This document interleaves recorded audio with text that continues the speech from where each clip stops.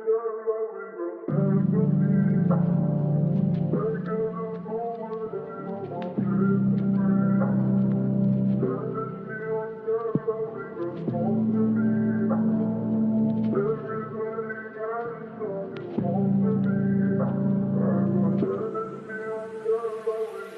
na lang ako andyan sa iyong tabi, kaso iba pa rin ang hanap sa gabi. Nakakawalang ganaman, palaging iba ang hanap. Saan ako pupunta, laging dito sa nangyayari.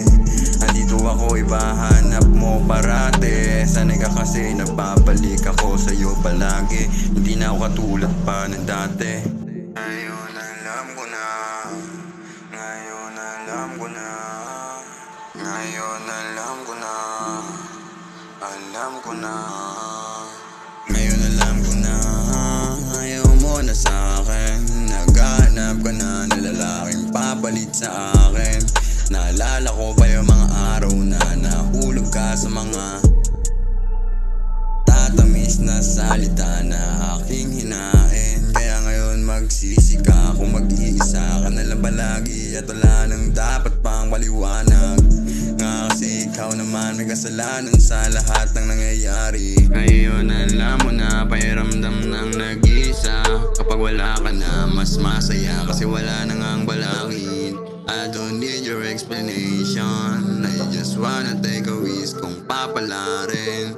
I don't need to stay sa isang babae na kaya kong lokohin. Kaya baby please lang, if you wanna stay to me, di na maghahanapan ng iba. Ako sa'yo pa lang ay kontento na.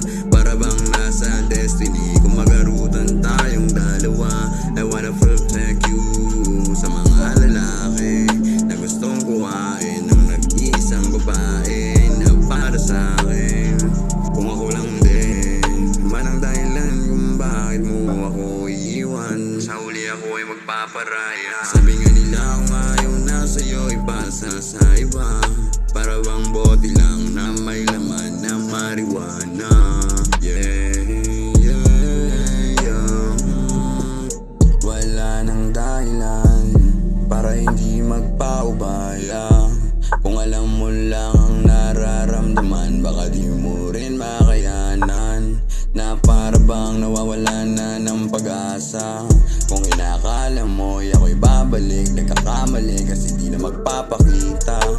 Alam mo naman sa sarili na hindi kita kailangan. Sana alam mo din pakiramdam ng napag-iiwanan. Minsan lang nagkaroon ng kasalanan, hindi na dapat ipamukha mga nagawa kong kamalian.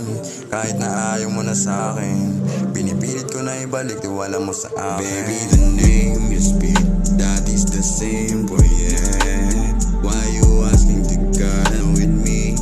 Wag mo nang itanong kung di ko sasagutin.